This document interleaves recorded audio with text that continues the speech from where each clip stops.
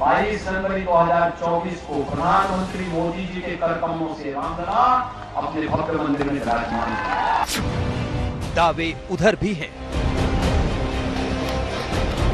कांग्रेस को आपने वोट दिया तो गरीबों को फायदा होगा। दाव इधर भी है। अब ये खाली झूठे आरोप लगा देते। दाव उधर भी है। टोंक के चुनाव के ऊपर लाहौर की भी नजर है। नमस्कार, आप देख रहे हैं हल्ला बोल। आपके साथ मैं हूं अंजना। ओम कश्यप। मध्य प्रदेश और छत्तीसगढ़ में चुनावी प्रचार थम चुका है। कल वोटिंग होनी है। पूरे देश की नजर अब है कि 5 राज्यों के चुनाव में क्या होता है। लेकिन अब उधर चूंकि चुनाव प्रचार थम गया है, सारा का सारा चुनावी फोकस अब राजस्थान में चुनावी प्रचार पर आ गया। तो आज बात राजस्थान की, जहां पर योगी आदित्यनाथ, स्मृति ईरानी, नितिन गडकरी, तमाम मंत्री केंद्र सरकार के मौजूद हैं, लगातार प्रचार कर रहे हैं भारतीय जनता पार्टी के लिए। तो दूसरी तरफ राहुल गांधी हैं, सोनिया गांधी यहां पर मौजूद हैं, प्रियंका गांधी भी कल आने वाली है। अब चर्चाएं दोनों तरफ से क्या हो रही है वो जरा आपको बता देते हैं, क्योंकि आज रमेश भिदुड़ी, भारतीय जनता पार्टी के सांसद, पाकिस्तान ले आए राजस्थान के चुनाव में। उन्होंने कहा है कि लाहौर की नजर है राजस्थान के नतीजों पर, टोंक पर खास तौर से। पीएफआई के लोगों को यहाँ शह दिया जाए, बहुत सारे उन्होंने आरोप लगाए हैं।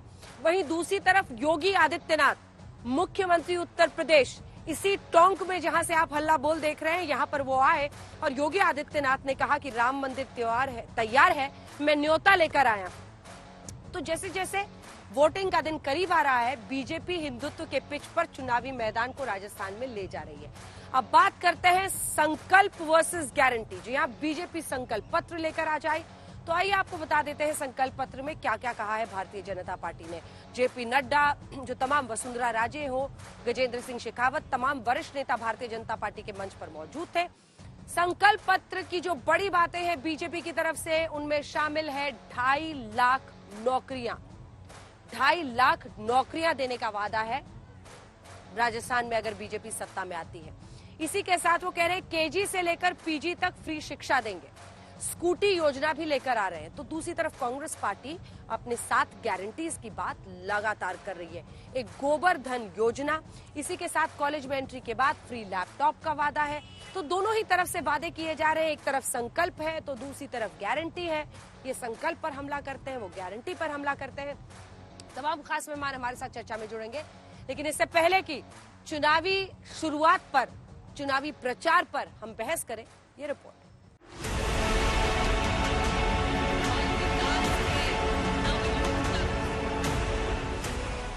राजस्थान के रण में दोनों पार्टियों ने अपनी अपनी ताकत झोंक दी है। दिग्गजों की ताबड़तोड़ रैलियां हो रही हैं। चुनाव के दिन चुनावी वादे किए जा रहे हैं। कांग्रेस ने मतदाताओं को 7 गारंटियां दे रखी हैं, तो बीजेपी ने अपना संकल्प पत्र जारी किया है। बीजेपी के अध्यक्ष जेपी नड्डा ने संकल्प पत्र जारी करते हुए 5 साल में 2.5 लाख नौकरियों का वादा किया और लगे हाथों पेपर लीक घोटाले को लेकर गहलोत सरकार पर निशाना भी साध दिया। हम स्पेशल इन्वेस्टिगेशन टीम SIT बैठाएंगे और जो लोग पेपर लीक में और स्कैम्स में, फर्टिलाइजर स्कैम से लेकर मिड डे मील के स्कैम में, माइनिंग में, PM आवास योजना में, जल जीवन मिशन में जिन लोगों ने घोटाला किया है, उनके खिलाफ सख्त कार्रवाई की जाएगी। अब ये घबरा हुए हैं, कोई जवाब दे नहीं पा रहे लोग। इनके पास कोई तथ्य नहीं है बोलने के। हमारे प्रोग्राम पॉलिसी पे बात नहीं कर रहे हैं, क्योंकि लोकतंत्र में ही होना चाहिए था। अब ये खाली झूठे आरोप लगा देते। नितिन गडकरी, स्मृति ईरानी समेत बीजेपी के कई मंत्रियों ने राजस्थान में अलग अलग जगहों पर चुनावी रैलियां की। तो कांग्रेस की ओर से राहुल गांधी ने मोर्चा संभाला। सोनिया गांधी पहले से राजस्थान में मौजूद है। प्रियंका गांधी भी कल राजस्थान पहुंच रही हैं। लेकिन कांग्रेस के लिए सबसे बड़ा सिरदर्द अशोक गहलोत और सचिन पायलट की आपसी खींचतान है। दोनों कभी कभी साथ भी नजर आते हैं। राहुल पहुंचे तो दोनों साथ दिखे। फिर राहुल से सवाल हुए कि आज दोनों साथ दिख रहे हैं। राहुल ने कहा कि दोनों साथ हैं। दूसरी ओर राजस्थान कांग्रेस के प्रभारी सुखजिंदर रंधावा कह रहे हैं कि अगर कांग्रेस फिर से सत्ता में आती है तो इस बात की कोई गारंटी नहीं है कि कुर्सी के लिए खींचतान न हो। एक साथ नजर नहीं आ रहे हैं, एक साथ हैं, एक साथ रहेंगे और कांग्रेस पार्टी यहाँ स्वीप करके चुनाव जीतेगी। आपका भाई है, आप अभी उसकी दे सकते हैं, भविष्यवाणी कर सकते हैं कि तो आपके साथ नहीं लड़ेगा। ये तो पार्टी है, कोई हर आदमी चाहता है कि मैं ये बनूं, मैं वो बनूं। बीजेपी ने राजस्थान के चुनाव में पाकिस्तान की भी एंट्री करा दी। रमेश भिदुड़ी सचिन पायलट की टोंक सीट पर प्रचार करते हुए पहुंचे तो कह दिया कि राजस्थान के चुनाव पर लाहौर की भी नजर है। अजीत भाई, पूरे देश की नजर नहीं है इस राजस्थान के चुनाव के ऊपर, और ऊपर से टोंक के चुनाव के ऊपर लाहौर की भी नजर है कि पीएफआई के लोगों को शरण कौन देता है। पीएफआई के लोग पकड़े जाते हैं, उनको रोटी कौन खिलाता है? टोंक में बैठे वाले लोग खिलाते हैं। तो यहाँ तो लाहौर की भी नजर है भाइयों। जैसे जैसे राजस्थान में वोटिंग का दिन करीब आ रहा है, वैसे वैसे भारतीय जनता पार्टी लगातार पूरे चुनावों को हिंदुत्व के पिच पर लेकर जा रही है। कोटा में योगी आदित्यनाथ आए, कहा कि राम मंदिर तैयार है, न्योता लेकर आया हूं। 22 जनवरी 2024 को प्रधानमंत्री मोदी जी के कर कमलों से रामलला अपने भव्य मंदिर में विराजमान होंगे। कितने लोग हैं जो अयोध्या दर्शन करने की इच्छा रखते हैं? राजस्थान में चुनावी घमासान फुल स्पीड में है। बीजेपी अशोक गहलोत सरकार पर तीखे वार कर रही है। दलित बच्ची का अपहरण करके उसका बलात्कार करता है, अगर वर्दी पहनकर कांग्रेस की सरकार में पुलिस कर्मी बेटी का बलात्कार करने लगे, क्या ऐसी भूमि पर बहु बेटियां सलामत रह सकती हैं? 2018 में राजस्थान में कांग्रेस की सरकार बनी थी, लेकिन पूरे 5 साल मुख्यमंत्री की कुर्सी को लेकर सचिन पायलट और अशोक गहलोत के बीच खींचतान चलती रही। बीजेपी को भी पता है कि आपसी जंग में कांग्रेस के लिए सत्ता बचाने की चुनौती बड़ी हो गई है। जयपुर से शरद कुमार के साथ आज तक ब्यूरो। आइए चर्चा की शुरुआत करते हैं। शलभ मणि त्रिपाठी जी भारतीय जनता पार्टी के प्रवक्ता हमारे साथ इस वक्त जुड़ रहे हैं। अंशुल अभिजीत जी कांग्रेस पार्टी के प्रवक्ता जुड़ रहे हैं और अनुराग भदौरिया समाजवादी पार्टी के प्रवक्ता हमारे साथ जुड़ रहे हैं। शलभ मणि जी, कमाल है आप लोगों का, मतलब हम लोग भी इंतजार ही कर रहे थे कि इस बार चुनाव निकल जाएगा और बीजेपी पाकिस्तान को लेकर नहीं आएगी कि रमेश भिदुड़ी जी ने सबकी मनोकामना पूरी कर ही दी है। मतलब बिना पाकिस्तान को चुनाव में लाए आप लोग चुनाव नहीं लड़ सकते क्या? दूसरा, योगी जी आकर कह रहे हैं राजस्थान में कि राम मंदिर तैयार है, न्योता लेकर आया हूं, हिंदुत्व के पिच पर चुनाव को ले जाना चाहते हैं क्या? अंजना जी, मैं आपको बहुत धन्यवाद देना चाहूंगा कि आपने बहुत अच्छा सवाल किया। और राजस्थान में अगर चुनाव होंगे तो राजस्थान की सीमा कहां से जुड़ती है ये आपको बताने की आवश्यकता नहीं है। पाकिस्तान क्यों नहीं मुद्दा होगा? पाकिस्तान से आने वाला आतंकवाद क्यों नहीं मुद्दा होगा? जिस राजस्थान के भीतर एक सीधे साधे व्यक्ति कन्हैया लाल जी की बर्बरता से गला रेत कर हत्या कर दी जाती है और जहां की कांग्रेस सरकार अपराधियों को, आतंकवादियों को बचाने में पूरी ताकत लगाती है, वहां पर निश्चित तौर पर यह मुद्दा होगा। क्यों नहीं होगा मुद्दा? जहां पर जिस राजस्थान के भीतर, आपको याद होगा, आप तो राजस्थान के भीतर है, आप लोगों से पूछिए कि जयपुर में धमाका हुआ था और जयपुर में धमाके में बहुत से लोग हताहत हुए। उन जयपुर धमाकों के जो आतंकी थे उनको किसने छोड़ा? वो लोग कैसे जेल से छूट गए, कैसे कोर्ट से बरी हो गए?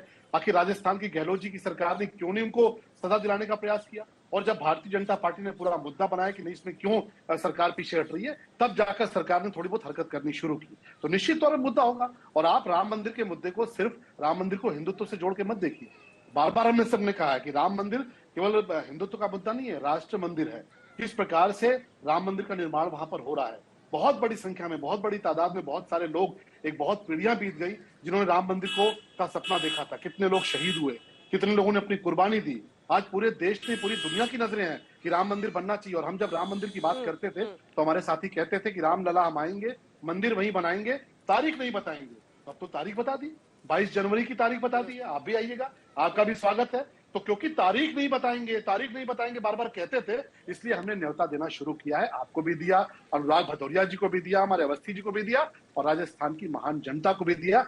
आइए देखिए कि जब भारतीय जनता पार्टी की सरकार होती है तो किस प्रकार से आतंकवाद का सफाया होता है, गुंडे माफियाओं पे बुलडोजर चलता है, किसी कन्हैया लाल जी का कत्ल नहीं होता, और होता है तो किस प्रकार की कार्रवाई होती है। और जो आतंकवाद पैदा होता है आसपास के जो देशों से, वो आतंकवाद की कोई गुंजाइश नहीं रहती।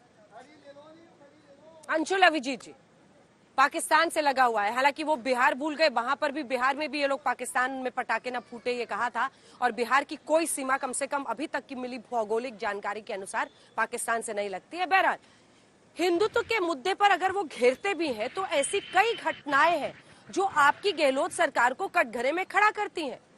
ये सच है कि जयपुर में सीरियल धमाके हुए, मैं भी वहां पर मौजूद थी कवरेज के लिए धमाकों के बाद, और जिन्हें आरोपी बनाया गया वो सब के सब बरी हो गए। फिर जयपुर धमाकों की तफ्तीश कहां पहुंची? उन धमाकों का कोई जिम्मेदार नहीं था, जिनकी जान गई उनकी कोई जवाबदेही नहीं है सरकार की। तो कई घटनाएं हैं। कन्हैया लाल का सर काट दिया गया, उसके बाद से जो घटनाएं हुई हैं, अभी तक वो परिवार न्याय का इंतजार कर रहा है। ये लॉ एंड ऑर्डर से जुड़ा गंभीर मामला है, क्योंकि न सिर्फ कन्हैया लाल को, उसके एक और दोस्त को लगातार धमकियां मिल रही थी, लेकिन सुरक्षा आपकी सरकार ने मुहैया नहीं कराया और ऐसी घटना को वीडियो पर बनाकर फैलाया गया। वहीं दूसरी तरफ ये आरोप लगता है कि पीएफआई के लोग जो भी यहाँ पर आयोजन करते हैं उनको आपकी सरकार करने देती है, और हिंदुओं के जब धर्म होते हैं, आप चाहे जोधपुर देख लीजिए, जोधपुर में क्या हाल था, जो बीच चौराहे पर वहां पर रातों रात पोस्टर्स हटा दिए गए और वहां पर दूसरे धर्म के पोस्टर्स लगा दिए गए। क्या ये घटनाएं इशारा करती हैं कि आप तुष्टीकरण की राजनीति में बुरी तरह से जकड़े हुए हैं? फिर वही बात अंजना जी, जब तक भाजपा मजहब को सियासत में नहीं लाती है, उसको जमीन पर नहीं लाती है, उसको एक कोई हकीकत बनाने की कोशिश नहीं करती है, उनको रात को नींद नहीं आती। वो हमेशा यही चाहती है कि ध्रुवीकरण हो और गरीबों के बारे में, इंसानों के कतार में जो सबसे पीछे खड़ा है उसकी ज़रूरतें क्या हैं, किस तरह से उनकी ज़रूरतों को पूरा किया जाए। अगर बेरोजगारी फैली हुई है, अगर महंगाई है, केंद्र सरकार क्या कर रही है, उसके बारे में कोई बात नहीं करेंगे, क्योंकि ये आप जानते हैं, आप समझते हैं कि किसी की भावनाओं से खेलना ही आपकी सियासत बन गई है। ये तो पुरानी आदत है उनकी। और मेरे मित्र शहीद और शहादत की बात कर रहे थे, जो लोग अंग्रेजों की परछाइयों में डरे छुपे बैठे थे और अंग्रेजों से जाके मिल गए थे, वो शहादत की बात कर सकते हैं यहाँ पर आके? अरे मैं गहलोत साहब पे सवाल पूछ रही हूँ, आप अंग्रेजों पे पहुंच गए। अंशुल नहीं, मैं उनको उनकी मैं ये कह नहीं, मैं बात कह रहा हूँ, गहलोत सरकार की मैं भी बात करता हूँ। और जो हमने जो वादे किए हैं, जो पूरे किए हैं, जो जन सेवा में हम जो समर्पित से इतने दिन, और जो जन कल्याण में जो हमारी जो योजनाएं थी, जो मुकम्मल भी हुई, जो अपनी मंजिल तक पहुंची, उनकी भी तो बात करना चाहिए ना। भावनाओं से खेलने से क्या होता है? ये तो इनका तो ये मकसद ही है, इनकी यही मंजिल है, यही कामना है। नहीं, मैं हट के बोलूंगा, ध्रुवीकरण करना तो इनका मकसद है, मैं ये कतई सफल नहीं होने दूंगा। मैं गहलोत सरकार की जो योजनाएं हैं, अर्बन मनरेगा अगर लेके आए, अप्रत्याशित एक स्वास्थ्य बीमा हम लेके आए, ऐसे कभी हुआ नहीं था। 25 लाख रुपए किसी को मिल रहे हैं, इतनी सारी जो प्रोसीजर्स है उसके आ रही है, इतने ज्यादा तो लाभार्थी हुए थे, उसकी पुष्टि पूरा ये राज्य कर रहा है। तो आप ये सब जो बातें हैं, जो गरीबों के लिए, जो बेरोजगार हैं, उनकी जो सहायता कर रहे हैं, और जितने भी हमने वादे और दावे किए थे वो मुकम्मल हो जाते हैं। वहां पर आप कर्नाटक की बात ले लीजिए या छत्तीसगढ़ की बात ले लीजिए, वो हमने जो वादे करते हैं उनको अपनी मंजिल तक पहुंचाते हैं, वो योजनाएं जमीन पर आती हैं। और ऐसे राजस्थान में भी किया, और आज परसों तक हम 7 गारंटीज की 7 गारंटी या वो घर की महिलाएं हो। आपने अंशुल जी मुझे जयपुर धमाकों पर जवाब दिया, अंशुल जी ना आपने मुझे जयपुर धमाकों पर जवाब दिया, आपने मुझे कन्हैया लाल पर जवाब नहीं दिया, आपने जोधपुर की हुई घटना पर जवाब नहीं दिया। ये लॉ एंड ऑर्डर आप ही का काम है। सिर्फ बीजेपी चूंकि इस पर हिंदू मुस्लिम करती है इसलिए जवाबदेह नहीं है एडमिनिस्ट्रेशन का, ये कहना भी गलत है, या फिर उसके जवाब से बचना भी गलत है। आप बच गए ना सर, आपने तीनों का जवाब नहीं दिया। अनुराग भदौरिया जी, थोड़ा सा शलमनी जी इंतजार कीजिए, आपकी बारी आएगी। बचा ही सर, आपने 3 मिनट आप बोलते रहे, आपने एक बार जवाब नहीं दिया, ये गलत है ना। कम से कम आप लोग कोशिश तो कीजिए कि सवाल का जवाब देकर फिर आपको अपनी जो बातें कहनी है वो कहते रहिए। अनुराग भदौरिया जी, मेरा प्रश्न आपसे है, राम मंदिर का न्योता लेकर योगी बाबू आए हैं राजस्थान, तो जाहिर है ये उनका मजबूत पिच है। बुलडोजर बाबा, राम मंदिर, ये तमाम ऐसे मुद्दे हैं जिन्होंने जबरदस्त वापसी उनकी उत्तर प्रदेश में भी की थी, और इसीलिए योगी आदित्यनाथ अब इनके स्टार प्रचारक बन गए। और अन्य पार्टियां राम मंदिर से जितनी दूरी बनाती हैं उनको उतना फायदा होता है। ये कहते हैं देखिए ये राम मंदिर से भागे भागे चल रहे हैं, ना चंदा देते हैं ना आते हैं वहां। अनुराग जी, देखिए, बुलडोजर की तो बात ही मत कीजिए, निर्दोषों पे भी बुलडोजर इन्होंने चलाया। सत्ता की हनक, जो सत्ता की हनक में होते हैं वो निर्दोषों का घर भी गिरा देते हैं। उसके बाद कहते हैं हमने न्याय कर दिया। जिस शख्स की आप बात कर रही हैं रमेश बिदुड़ी, ये वही है ना जिसने पार्लियामेंट के अंदर में सरेआम किस तरह की भाषा का इस्तेमाल किया था जो मैं अभी बोल नहीं सकता हूँ, किस तरह की हमारे पार्लियामेंट के अंदर खड़े होकर पूरे राष्ट्र का अपमान कर रहे थे। संसद का तो अपमान कर ही रहे थे, पूरे राष्ट्र का अपमान कर रहे थे। ऐसी भाषा का इस्तेमाल पार्लियामेंट के अंदर में कभी नहीं हुआ। वही व्यक्ति जिससे आप आशा करोगे, जो आदमी हिंदू मुस्लिम की बात करने वाला, जो नफरत की राजनीति करने वाला व्यक्ति थे, आप आशा करोगे कोई अच्छी बात करेगा? हिंदुस्तान के लोगों की चिंता नहीं, पाकिस्तान की बात है, क्योंकि इनकी सोच में पाकिस्तान है। इनके आप कह रहे हैं सीमाएं लगती हैं, अभी कह रहे थे एक प्रवक्ता कह रहे थे सीमाएं लगती हैं पाकिस्तान। आपकी सीमाएं, सोच की सीमाएं पाकिस्तान से लगती हैं। दरअसल में आप उत्तर प्रदेश में रहोगे तो पाकिस्तान की बात करोगे, बिहार में पाकिस्तान की बात करोगे, पश्चिम बंगाल में रहोगे तो पाकिस्तान की बात करोगे, क्योंकि आपके पास में कुछ विकास का मॉडल ही नहीं है, आपके पास में विकास का कोई एजेंडा नहीं है। आप चाहते नहीं हो कि हिंदुस्तान के अंदर में कहीं विकास की राजनीति हो पाए, इसलिए आप नफरत की राजनीति को हमेशा जन्म देके वोट पाना चाहते हो। लेकिन अब देश की जनता बहुत होशियार हो चुकी है आपकी झमेले में, और इसके जो जुमलेबाजी है और जो आप नफरत का जो जाल बोते हो, ताना बाना, इसके चक्कर में आप आने वाली नहीं है। इसलिए आप भागे भागे घूम रहे, परेशान है। और आप जहां तक मंदिर की बात करते हो, बार बार कहते हो कि हमने डेट बता दी, आपने नहीं। हम सब चाहते हैं कि भव्य मंदिर बने, और देश के सर्वोच्च न्यायालय ने कहा है वहां मंदिर बनना चाहिए। क्रेडिट आप लेना चाहते हैं किस बात की भाई? मंदिर तो सभी का है और भव्य बनना चाहिए, और बन भी रहा है, लेकिन उसके अंदर में जिस तरह से गड़बड़ियां बीच में पाई गई थी जमीन को लेके, उसमें भी प्रकाश डाल दीजिएगा। हम लोग तो धर्म की राजनीति नहीं करते, धर्म मेरे लिए आस्था का विषय है, हम राजनीति में धर्म लेके आते हैं। लेकिन आप धर्म की राजनीति कर रहे हो क्योंकि आपको देश के अंदर में ऐसी राजनीति नहीं करना चाहते जिससे कि लोगों का भला हो। आपसे जब सवाल पूछा जाएगा महिला अत्याचार पे, तो आप जवाब नहीं दोगे। राजस्थान की बात हो रही थी, अच्छा होता कि आप कांग्रेस में सवाल उठाते कि बेरोजगारी दर क्या है वहाँ पे, महंगाई दर क्या है, लॉ एंड ऑर्डर कैसे फैले हो गया। आप ये बातें करते तो जनता के समझ में आता कि भारतीय जनता पार्टी राजस्थान के लॉ एंड ऑर्डर पे पूछ रही है, राजस्थान के विकास पे पूछ रही है, महिला के अत्याचार पे पूछ रही है, बेरोजगारी पे पूछ रही है। आपने तो सवाल पूछा ही नहीं, आप पाकिस्तान चले गए भाग के। माने आपकी सोच ही पाकिस्तान में जाके रुकती है, तो आप हिंदुस्तान का विकास नहीं कर सकती। ठीक है, शलभ मणि जी जवाब दीजिए। एहसास हो गया अंजना जी, शलभ मणि जी, ये हिंदुस्तान। ठीक है, अनुराग जी हो गया जवाब। सुनिए शलभ मणि जी जवाब दीजिए। आज अनुराग जी ने बड़ी अच्छी लाइन खोज के निकाली है।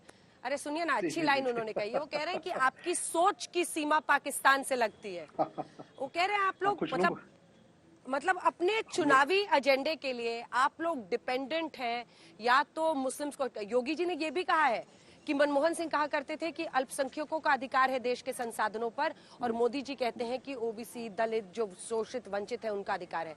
तो मुस्लिमों को भी टारगेट करना, ये सब तरीका है क्या वोट खींचने? देखिए, ये समाजवादी पार्टी की ये सोच है कि पाकिस्तान से हिंदुस्तान के मुसलमानों को जोड़ने की।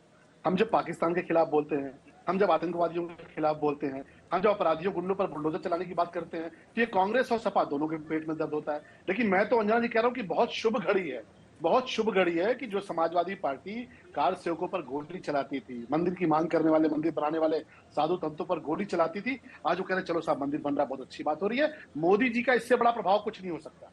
ये मोदी जी की इससे बड़ी उपलब्धि कुछ नहीं हो सकती कि जिन लोगों ने हमेशा राम मंदिर का विरोध किया। और मैं तो कहूंगा कि अनुराग भदौरिया जी की बहुत तस्वीरें आपने देखी होगी, हरे कुर्ते में घूम के खेती करते हुए, रिक्शे पर चलते हुए, राम मंदिर जाके दर्शन करते हुए। इनके नेता की भी आपने कोई अगर तस्वीर देखी हो, 5 साल तक सत्ता में रहे, लेकिन एक बार भी कभी गए हो अयोध्या, कभी जाके अयोध्या में दर्शन किया और रामलला का, तो बता दीजिए। अब आप दर्शन करने नहीं गए, आप दर्शन तक नहीं करने गए। और योगी जी, मैं बाहर से आज शो कर रही हूँ, मैं टीवी तो नहीं देख पा रही हूँ, लेकिन आज भी आप हरे कुर्ते में ही बैठे होंगे, आपके हरे कुर्ते को ही टारगेट कर रहे हैं वो। अब देखिए ना, मैं कह रहा हूँ, इसलिए कह रहा हूँ, तो है ही नहीं। इतनी तकलीफ होती है। ये समृद्धि के बारे में सोचिए अंजना जी, ये समृद्धि के बारे में सोच नहीं सकती, ये इन्वायरमेंट के बारे में नहीं सोच सकती। पेड़ पौधों से कोई लगाव नहीं है, क्योंकि ये पत्थर दिल इंसान है, जो पत्थर। अच्छा, आप समृद्धि और एनवायरनमेंट के लिए ग्रीन कलर पहनते हैं? बिल्कुल। और ये पत्थर दिल इंसान है, ये पत्थर दिल इंसानों को कभी हरी भरी चीजें पसंद कैसे आ सकती हैं? ये सोचेंगे लोग कि लोग इतने खुश क्यों हैं, उनको तकलीफ कैसे दी जाए, कैसे उनको तकलीफ में डाला जाए, इसके लिए चिंतन करते हैं, इसके लिए ये सोच विचार करते हैं कैसे। और इनसे पूछिए, क्या कभी लक्ष्मी जी का सम्मान नहीं करेंगे? लक्ष्मी अभी दीपावली थी, लक्ष्मी जी हमारी बेटी रूपी लक्ष्मी 100 टैग में नौकरी करती थी, कह रही थी मात्र 12,000 से मेरा 18,000 कर दो, 6,000 बढ़ाने की मांग कर रही थी। आपने नहीं बनाया तो उन्हें दिवाली नहीं बनाई, वो वहां पे धरने पे बैठे नहीं लगातार। वो माने हमारी देश की बेटियां लक्ष्मी रूपी, उनके बारे में तो आपको चिंता नहीं आई जरा सी? जरा चिंता करते तो प्रभु राम बहुत खुश होते। उनको लगता कि मेरी बच्चियों के बारे में लोग सोच रहे हैं। छोटा सा जवाब फिर मुझे अंशुल जी के पास आप अपने घर में बैठे हुए थे तो वो जी दिवालियां रोड पे मना रही थी बेचारी बैठ के। ठीक। अंजना जी लक्ष्मी जी की कितनी इज्जत करते हैं, कितना सम्मान करते हैं। वो तो इनकी जेब में जो नेता बैठे हुए हैं स्वामी प्रसाद मौर्य जी, वो भगवान राम के लिए, रामचरितमानस के लिए, माँ लक्ष्मी के लिए किन शब्दों का प्रयोग करते हैं और समाजवादी पार्टी उनको प्रमोट करती है। अनुराग भदौरिया किस मुंह से लक्ष्मी जी का नाम लेते हैं, किस मुंह से भगवान राम का नाम लेते हैं, हम तो समझ नहीं पाते। स्वामी प्रसाद मौर्य जी को इन्होंने ब्रांड एम्बेसडर बना रखा है कि हिंदुओं को गाली दो, हिंदू धर्मों को गाली दो। और मैं अपने कांग्रेस के साथी को सुन रहा था, वो कह रहे कि मुद्दों पर आइए। आपने अगर हमारा संकल्प पत्र पढ़ा होता तो केजी से लेके पीजी तक की पढ़ाई है, बहनों के लिए है, उसमें तमाम सुरक्षा की बात है, उसमें बेरोजगारों के लिए बात है। और अंजना जी मैं कहना चाहूंगा, आप राजस्थान में है, सचिन पायलट जी की उस कसम के बारे में जरूर पूछिएगा लोगों से, जो सचिन पायलट जी ने कसम खाई थी कि नौजवानों के पांव में पड़े हुए छालों की कसम, कि जिन्होंने भ्रष्टाचार किया है नौकरियों में, जिन्होंने पेपर लीक किया है, उनके हिसाब चुकता करूंगा। आज नौजवान पूछ रहा है कि सचिन पायलट जी, पांव के छालों के निशान तो आज भी वहीं पे हैं, लेकिन आप तो जाके उन्हीं की गोद में बैठ गए। जिस गहलोत जी की सरकार का कोई मंत्री ऐसा नहीं है जिसके रिश्तेदार भर्तियों में भर्ती न हुए हो, जिसके लोग को नौकरी न मिली हो, जितने घोटाले नहीं हो। राजस्थान को इन्होंने मारा, बिल्कुल तबाह करके रख दिया। जिस प्रकार रेप की घटनाएं वहां पर हुई, जिस प्रकार से महिला अत्याचार की घटनाएं वहां पर हुई, दलित बहन के साथ रेप करके उसको जिंदा जला दिया, और जिस प्रकार से तुष्टीकरण किया इन्होंने, जिस प्रकार से वहां पे तमाम सारी तुष्टीकरण के चलते ऐसी घटनाएं हुई, ये एक समाज पीछे चलता चला गया। और जो चरमपंथी लोग थे, जो लाखों की संख्या में निकलते थे, जो चौराहों पर हरे झंडे लगा देते थे, तमाम सार्वजनिक मूर्तियों पे हरे झंडे लगा देते थे, गहलोत जी की सरकार ने उनको संरक्षण दिया, उनको आगे बढ़ाया। उसी का परिणाम था कन्हैया लाल जी का कत्ल। आप उनके घर जरूर जाइएगा, उनका एक बेटा बाल बढ़ा के बैठा हुआ है। अंजना जी मैं आपसे गुजारिश करूंगा कि कन्हैया लाल जी के बेटे से मिलिएगा, उसने अभी तक अपना बाल नहीं कटवाया है, और वो कहता है कि जब इंसाफ मुझे नहीं पता आपके कितने नेता गए हैं, लेकिन मैं हो के आई हूँ। उनकी पत्नी से भी मिली हूँ, उनके बेटे यश से भी मिली हूँ, उनके छोटे बेटे से भी मिली हूँ। उनका बेटा यश तो अभी तक चप्पल नहीं पहन रहा है, एनआईए ही जांच कर रही है। इसीलिए शलम मनी जी आपसे विनती करती हूँ, उसने बाल नहीं कटाए हैं अपने, उसने चप्पल नहीं पहना है जिस उस दिन से अभी तक उन्होंने अस्थियां विसर्जित नहीं की है। मैं यश से मिल के आई हूँ, बड़े बेटे से, जब मैं गई थी वहां पर, तो वो यही कह रहे हैं उदयपुर में। मैं तो सुप्रीम टेलर्स, उस टेलर की दुकान पर भी गई जहां पर कन्हैया लाल जी को की हत्या की गई थी। आपको पता है कितनी दहशत है वो वहां पर, कोई अब बात करने को तैयार नहीं, अगल बगल उस पूरी दुकान को सील कर दिया गया है। मैं तो होकर आ गई हूँ, लेकिन इंसाफ तो चाहिए ना। वो कह रहे हैं 17 महीने हो गए हैं, हम अस्थियां विसर्जित नहीं करेंगे, फांसी जिस दिन लगेगी उन लोगों को उसी दिन करेंगे। इस देश में लोग न्याय की उम्मीद कैसे करें सर, कुछ समझ ही नहीं आता है। मतलब आप सोचिए कि जिस निर्भया को हमने सबसे बड़ा देश के एक प्रतीक के तौर पर महिलाओं के खिलाफ अपराध में बनाया, उसमें कितने बरस लग गए, और ये देश फास्ट ट्रैक कोर्ट की बात करता है। उन्होंने बाल ही नहीं लंबे किए, चप्पल भी नहीं पहने। पूरा कीजिए अपनी जवाब दे दो। चप्पल भी नहीं पहना सर उसने उस दिन से। अंजना जी, कृष्णानंद राय जी की जो विधवा थी, उन्होंने भी अपना ऐसा ही हाल कर रखा था। उन्होंने भी कहा था, समाजवादी पार्टी की सरकार में हत्या हुई थी, अगर आपको याद हो तो।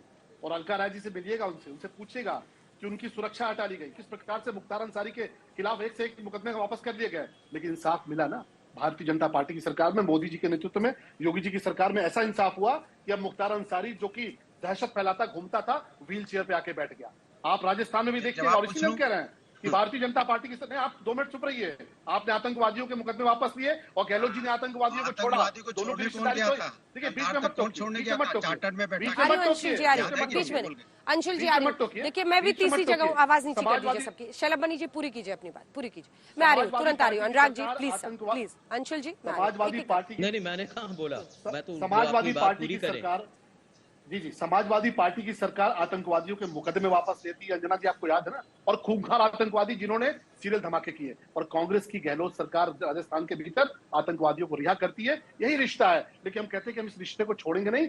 निश्चित तौर पर कार्रवाई होगी, कन्हैया लाल जी को भी इंसाफ मिलेगा, और जयपुर के जो सीरियल धमाके हुए थे, उन्होंने जो घटना जो रहे शामिल है, उनको ऐसी सजा मिलेगी कि आप देखिएगा नजीर बनेगी। जिस प्रकार से उत्तर प्रदेश में लोग कह रहे हैं उत्तर प्रदेश में कार्रवाई होगी, तो अंशुल जी आपके पास आते हुए फिर अनुराग जी आ रही हूँ। ठीक है अंशुल जी, मैं चूंकि तीसरी जगह हूँ, मैं देख नहीं पाई थी, मुझे लगा आपने भी बीच में बोला था। बहुत अच्छी आदत होती है जो अपनी बारी का इंतजार करते हैं, क्योंकि फिर दर्शक भी ठीक से सुन पाते हैं। अंशुल जी, मेरा प्रश्न आपसे पुनः वही है, चाहे वो ये इंसिडेंट रहा हो जिसमें जयपुर में सीरियल धमाके हुए थे, अगर सारे आरोपी बरी ही हो गए, मतलब मैं समझ गया आपकी बात, उसका जवाब दीजिए। और दूसरा महिलाओं की सुरक्षा, ये भी लॉ एंड ऑर्डर से जुड़ा हुआ सवाल है।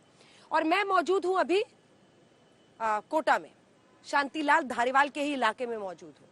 ये वही मंत्री हैं आपके जिन्होंने कहा कि ये मर्दों का प्रदेश है, इसलिए यहाँ पर मैं भी कोटा में ही हूँ अंजना जी, मैं भी कोटा में।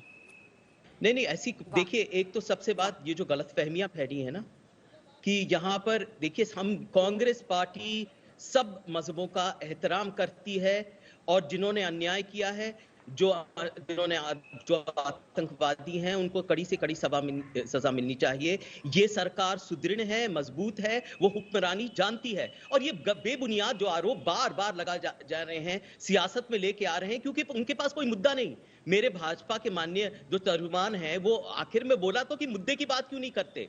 आप मुद्दे की बात करिए, ये भी मुद्दे की बात है। आप चाहे तो इसको यही बात करिए, आप फिर बेरोजगारी की बात मत करिए। जो बिल्कुल जो जरूरतमंद हैं, जो वंचित हैं, जिनको सहायता की जरूरत है, उनकी बात मत करिए। उनमें सब लोग आते हैं, हम उनकी बात कर रहे हैं। लेकिन जो आरोप है ये बेबुनियाद है अंजना जी। यहाँ पर सरकार पूरी तरह समर्पित है सुरक्षा में, महिला की सुरक्षा में। यहाँ पर ये जो बार-बार तुष्टीकरण, शांति धारीवाल ने सही कहा, शांति धारीवाल ने सही कहा जी। मैं ये कह रहा हूं कि जो भी यहाँ पर मुद्दे हैं,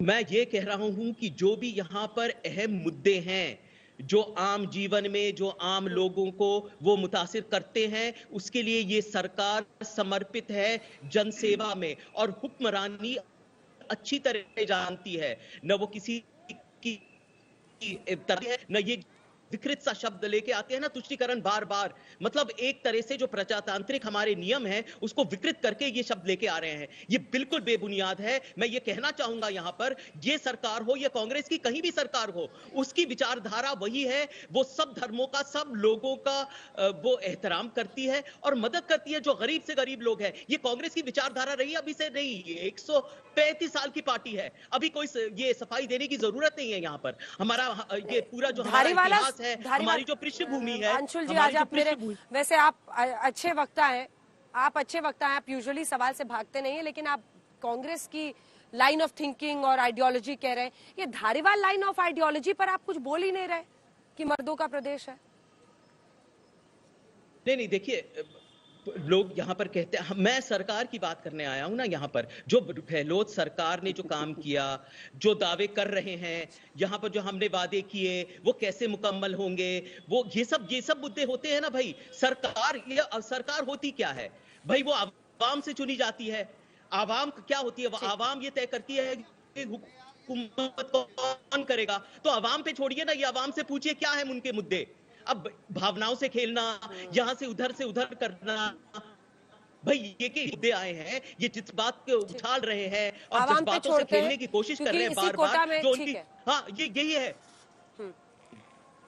शांति धारीवाल जीतते हैं और मुमकिन है कि इस बार भी वो जीते। 6 सीटें हैं, हाँ 6 सीटें हैं, जिसमें से 3 कांग्रेस की, 3 बीजेपी की थी पिछली बार। 3 सीटें ऐसी हैं जिन पर कांग्रेस अपना खाता आज तक नहीं खोल पाई है। बहरहाल मुमकिन है कि शांति धारीवाल इस तरह का बयान देने के बाद फिर वो चुनाव जीते, फिर मंत्री बने, तो ये तो आवाम को ही तय करना है अल्टीमेटली, ये बात भी सच है। लेकिन अनुराग जी, कई मुद्दों पर उन्होंने घेरा है और सवाल अब ये उठ रहा है कि इनकी मजबूत पिच ये है। जब ये कन्हैया लाल की बात करते हैं तो फिर ये, चाहे जयपुर धमाके, आपको नहीं लगता है कि पता चलना चाहिए जयपुर के धमाके किसने किए? सब बरी हो गए तो इनकी पुलिस, इनका प्रशासन कर क्या रहा है? तो सरकार क्या कर रही थी भाई? केंद्र में भी तो इनकी सरकार है। एनआईए क्या करता है भाई?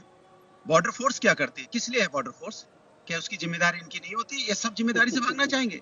जहाँ इनकी सरकार होती है वहाँ जिम्मेदारी नहीं उठाते, जयपुर धमाके के लिए बॉर्डर फोर्स की जिम्मेदारी है। एक मिनट सुनिए, नहीं बॉर्डर फोर्स जो अभी बता रहे थे, पाकिस्तान की बात कर रहे थे, समझा दीजिए ना, समझाइए। नहीं पहले रुकिए, आवाज नीचे कीजिए। अनुराग जी पहले समझाइए, एक सेकंड अनुराग जी पहले समझाइएगा ना, आप इतने ज्ञानी हैं तो आपसे सीख के कुछ जाएंगे ना। आज जयपुर में हुए दुकान में, पता नहीं उस मार्केट में आप गए हैं नहीं गए हैं, उस मार्केट में जो दुकानें हैं एक से लगी एक है, सब एक रंग में पेंटेड है। जयपुर शहर में हुए धमाके के लिए बॉर्डर पुलिस जिम्मेदार है, बॉर्डर फोर्स। अब दिक्कत ये है कि कौवा कान लेके भाग गया। मैं कुछ कह रहा हूँ, कि पाकिस्तान की बात इन्होंने सबसे पहले की थी, तो मैंने कहा बॉर्डर फोर्स किसके अंडर में आती है? जो पाकिस्तान की बात करते हो कि पाकिस्तान से आतंकी आ जाते हैं, तो आप क्या करते रहते हैं भाई? आपकी कोई जिम्मेदारी नहीं होती। दूसरी बात, आपने बेटियों की बात कही, बार बार पूछ रहे थे, धारीवाल की बात कर रहे थे। बेटियों के बारे में तो भारतीय जनता पार्टी से ना ही बात कीजिए तो ज्यादा अच्छा है। इनके पार्लियामेंट के सामने ही बेटियां कैसे बिलखती रही, हमारी पहलवान बेटियां की न्याय मांगते के लिए रोती रही, तड़पती रही, उनको रोडों पे घसीटा गया। और भारतीय जनता पार्टी जब बेटियों की बात करती है तो कलेजा चीर जाता है। इनसे बात करेंगे बेटियों को, मणिपुर की बेटियों के साथ क्या हुआ था, ये इनके नेता कोई बोले उसके ऊपर में, या पहलवान बेटियों पे बोले? आप पूछिए, अंकिता कांड पे बोले थे कुछ? क्या ये कभी नहीं बोलते बेटियों के बारे में। ये बेटियों के बारे में इनकी आवाज तक नहीं निकलती है, और उसके ऊपर चुप्पी साध जाते हैं। सोचो आप, देश के पार्लियामेंट के सामने ये महिलाओं का सम्मान क्या करेंगे? महिलाओं के बारे में इनसे बात मत कीजिए। दूसरी बात, या आतंकियों की बात कर रहे थे, इनसे पूछिए कांधार लेके कौन गया था? मैं तो आपसे भी नहीं करना चाहती, किसको छोड़ने गया था? बीजेपी से करना चाहती, ना कांग्रेस से, ना आपसे, क्योंकि लड़के हैं, लड़कों से गलती हो जाती है वाली पार्टी तो आप ही हैं। मेरी बात सुन लीजिए, मैं बात हो जाए। मैंने कहा कि कांधार कौन छोड़ने गया था? अजय में को कौन छोड़ने गया था? काजू खिलाते एक आतंकी को उसके घर तक छोड़ के आने वाले लोग हैं भारतीय जनता पार्टी।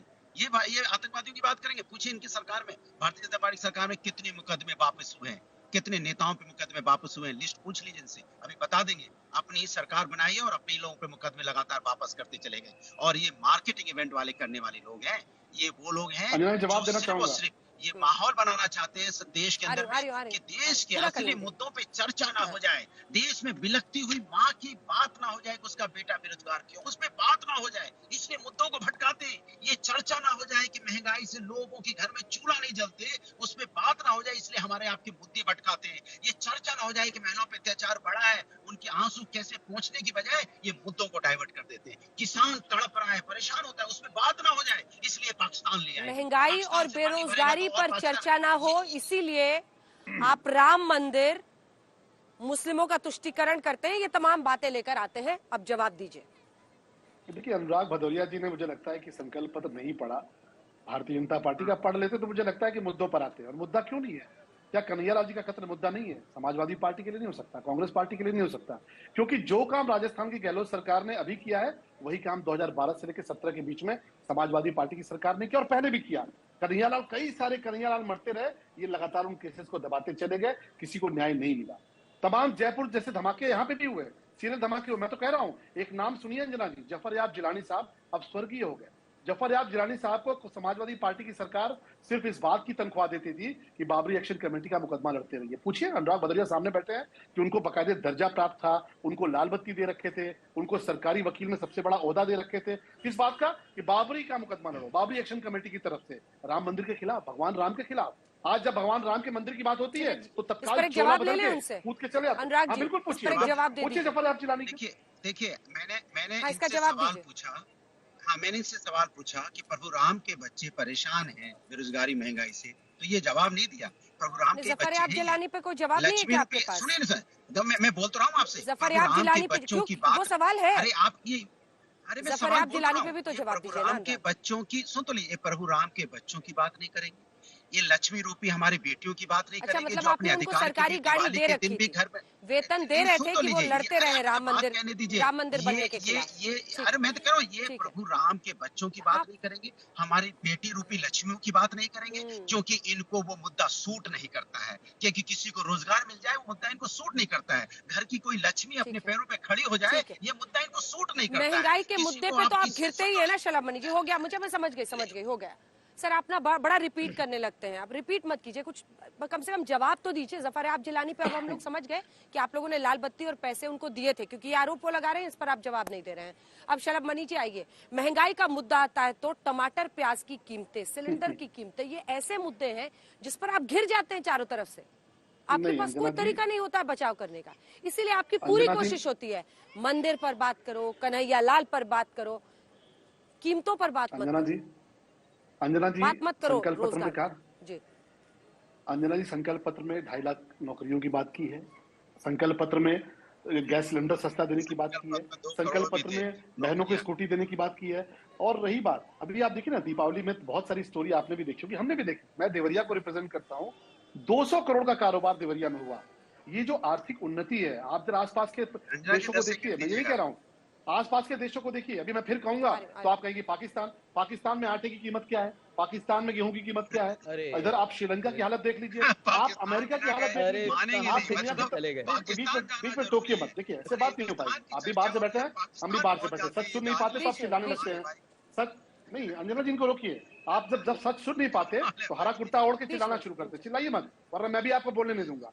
मैं तो अंजना जी कह रहा हूं कि दुनिया के तमाम देशों को देखिए और दुनिया के तमाम देशों में कोविड के बाद किस प्रकार की स्थिति है उसको देखिए, और भारत को देखिए, प्रधानमंत्री श्री नरेंद्र मोदी जी के नेतृत्व में देखिए कि आज दुनिया में महाशक्ति के तौर पर स्थापित हुआ है, और लोगों को पता है कि ठीक है कहीं थोड़ी महंगी चीजें हो सकती है, पर उसका कारण क्या है, उसका कारण कभी मौसम हो सकता है, कभी अंतर्राष्ट्रीय बाजार हो सकता है, लेकिन 200 करोड़ की खरीदारी देवरिया में होना, और दिल्ली बंबई के बारे में क्या बोलूं मैंने भी पढ़ी रिपोर्ट, आप देखिए लोग किस प्रकार से इस पूरी आर्थिक व्यवस्था में आज प्रधानमंत्री जी के साथ खड़े हैं और इस देश की तरक्की में हिस्सा ले रहे हैं। लेकिन जो लोग जिन्होंने कुछ नहीं किया, जिन्होंने सिर्फ तुष्टीकरण किया, आज ये कहते हैं ना मुकदमे वापस लेना है। जो मुजफ्फरनगर दंगे किसकी सरकार में हुए थे, जरा जिसे पूछ के दिखाइए।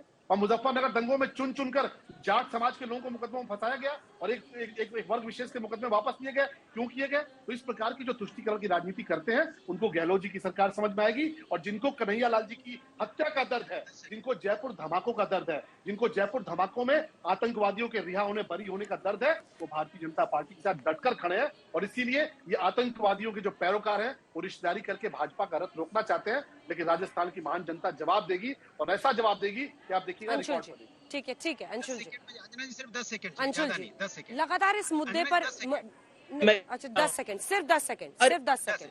देखिए अभी ये कह रहे थे मेरे संकल्प पत्र में 2.5 लाख नौकरियां हैं। प्रभु 2014 से आपने 2 करोड़ नौकरी देने की बात की थी, क्या दे दी? क्या प्रत्येक साल 2 करोड़ देने की बात थी? अभी तक तो हुई नहीं। अंशुल जी पेट्रोल पे भी 10 सेकंड हो गए, 10 सेकंड हो गए। अंजना जी जब आपकी बारी होगी इसको उठा दीजिएगा, उसका जवाब उनसे लेंगे, उससे जवाब। अंशुल जी नहीं, किस तरह का ये तर्क है? नौकरियों की बात, बेबस है, जो बेबस है अंजना जी, जो मायूस है, जो बेरोजगार है, जो सब्जी खरीदने जा रहा है, उसको आप ये समझाएंगे कि देखिए मायूस मत हो, हम दुनिया की तीसरी सबसे 5वीं सबसे बड़ी अर्थव्यवस्था बन गए हैं। मायूस मत हो क्योंकि पाकिस्तान में आटा के दाम आपके ज्यादा हैं, कि अमेरिका का देखिए उसकी हालत तो और भी बेकार है। तो ये आप बताएंगे जो महरूम है उसको जाके ये बताएंगे? देखिए इनका तर्क, भाई अर्थव्यवस्था इनको समझ नहीं आती, अर्थव्यवस्था की बर्बादी का संचालन इन्होंने किया है। पूरे यहां पर जो हरा भरा जो रास्ता सोच रहे थे कहीं दिखाई नहीं दे रहे, और बेरोजगारी की बात करते हैं अपने संकल्प पत्र में, गैस के दाम कम करने की बात करते हैं। भाई अभी तक करा क्यों नहीं आपने? आप ही तो बार बार गैस के दाम बढ़ाए हैं, उत्पाद शुल्क बढ़ा के पेट्रोल और डीजल के दाम बढ़ाए हैं, इसलिए महंगाई बढ़ी है। महंगाई इसलिए नहीं बढ़ी क्योंकि यहां पर सब्जियों के दाम बढ़े हैं, यहां पर इसलिए बढ़ी है क्योंकि पेट्रोल के दाम, उत्पाद शुल्क बढ़ा के आप लोगों ने बढ़ाया है। यहां पर जो क्षमता दिखाई है, अयोग्यता दिखाई है, अर्थव्यवस्था और मैक्रो इकोनॉमिक्स आप समझते नहीं है। यहां पर महंगाई और बेरोजगारी आपकी वजह से है, और केजी से पीजी तक तो हमने वो वादा किया था छत्तीसगढ़ में, हमारी ही नकल कर रहे हैं। जितने हमारे वादे हैं उनको ही दोहरा रहे हैं, और ये समझते हैं कि वो वापस वो किसी तरह वो मुकम्मल होंगे, आवाम आपको एक तोहफे में आपको सत्ता में ले आएगी। तो हमारे ही जो वादे हैं, जो एक तरह से हमने कर्नाटक में दिए थे, जो छत्तीसगढ़ में, जो मध्य प्रदेश में और जो राजस्थान में, उन्हीं को बार बार किसी तरह दोहरा के, और बेरोजगारी की नियुक्ति आप उन्हीं लोग प्रधानमंत्री जो बेरोजगार मेला कराते हैं, वो कोई नई नौकरी का सृजन नहीं कर रहे। वो जो पुरानी नौकरियां हैं, जो जिनकी नियुक्ति नहीं हुई है, जो खाली पड़ी हैं, उनको वो किसी तरह कोशिश कर रहे हैं कि वो भर जाए। भाई 8-10 साल तक आप कर क्या रहे थे? आप खाली ध्रुवीकरण की राजनीति कर रहे थे ना, खाली जज्बातों से खेल रहे थे। यही सब तो आपकी आदत है, और कुछ आपको समझ नहीं आता। आपको अर्थव्यवस्था समझ नहीं आती, आपकी लोगों की जरूरत, किसी के चूल्हे में रसोई में जाके देखा नहीं कि रसोई में पक क्या रहा है, कि गरीब आदमी रोटी प्याज और नमक के साथ खाता है, वो आप जानते हैं कि नहीं जानते? तो ये तो आपकी आदत है, ये सब पुरानी आदत है, और जब तक कि आप संभलेंगे नहीं, कोई उम्मीद नहीं है आप इस सरकार से। ठीक है, जवाब दीजिए शरम मणि जी। जज्बातों से आप खेलते हैं, भावनाओं को और भी उठाते हैं, भावनात्मक मुद्दों को। आपको अर्थव्यवस्था की समझ नहीं है, नई नौकरियों की सृजन आप नहीं कर रहे हैं, जो पहले से रिक्तियां थी उसको भर रहे हैं। मुझे लगता है कि कांग्रेस के साथी ने ही कहा कि इससे क्या होगा कि आप बताते चलिए कि आप दुनिया की सबसे बड़ी अर्थव्यवस्था बनने जा रहे हैं। खुद ही स्वीकार करें कि दुनिया की सबसे बड़ी अर्थव्यवस्था भारत बनने जा रहा है, आज इतनी तेजी से सीढ़ियों पर चढ़ रहा है, और दूसरी तरफ कहते हैं कि अर्थव्यवस्था की समझ नहीं है। तो अर्थव्यवस्था की समझ किसे नहीं है, तो इनको समझना चाहिए। बात कहते हैं कि मुद्दों की बात करिए, तो मैं पूछना चाहता हूं कि सचिन पायलट जी ने रैली की थी कि नहीं की थी, आप ईमानदारी से बताइएगा। और सचिन पायलट जी ने जब रैली की तो भाषण में कहा था कि नहीं कहा था कि पूरी की पूरी गहलोत जी की सरकार आकंठ तक डूबी हुई है। लाल डायरी किसकी सरकार में आई भैया? किसकी सरकार में विधानसभा के भीतर लाल डायरी उछली और ये कहा गया कि पूरी की पूरी सरकार में भ्रष्टाचार हो रहा है। और सचिन पायलट जी ने कहा कि बेरोजगारों की भर्तियां लूटी गई हैं, जितनी सारी भर्तियां हुई उनमें मंत्रियों के रिश्तेदार हुए हैं, अधिकारियों के रिश्तेदार हुए हैं, नेताओं के रिश्तेदार हुए हैं। तो आपने तो राजस्थान को मारा है, बिल्कुल बर्बाद करके रख दिया। राजस्थान को तुष्टिकरण के रास्ते पैसे देने के आज वहां पर कानून व्यवस्था ध्वस्त हो चुकी है। और मैं कहना चाहूंगा अंजना जी, अनुराग भदौरिया के लिए कि ये कहते हैं कुछ नहीं किया। अरे मोदी जी ने तो किसानों को इतना समृद्ध किया है। ये किसान है लखनऊ के भीतर, अंजना जी गौर से सुनिएगा कि लखनऊ के भीतर एक किसान है, जीन्स पहन के और हरा कुर्ता पहन के आजकल किसानी में डटे हुए हैं, पूरे दिन किसानी करते हुए फोटो वीडियो डालते हैं। तो मोदी जी ने तो किसानों को इतना समृद्ध किया है कि तमाम सारे लोग जो समाजवादी पार्टी के दफ्तरों में बैठे थे अब जाकर खेती किसानी में जुट गए हैं, खुद ही वीडियो डालते हैं। मोदी जी की जो कृषक नीति है उसको लेकर इतना बढ़िया काम हुआ है कि वो खुद ही तारीफ करते हैं। ये आपने सही कहा कि भगवान करे जितनी समृद्धि अनुराग भदौरिया जी की है उतनी ही देश के किसानों की हो जाए। लेकिन अच्छा ये है कि तुष्टिकरण से विषय शुरू हुआ था, कम से कम किसानों पर आकर खत्म हो रहा है। राजस्थान में चुनाव है, इसीलिए ये तमाम चर्चाएं करीब है। आप सभी का बहुत धन्यवाद हमारे साथ जुड़ने के लिए। मध्य प्रदेश और छत्तीसगढ़ में कल वोटिंग होनी है, लेकिन इसी के साथ राजस्थान में 25 नवंबर को, और इसीलिए ये चुनावी चर्चा आप देख रहे थे।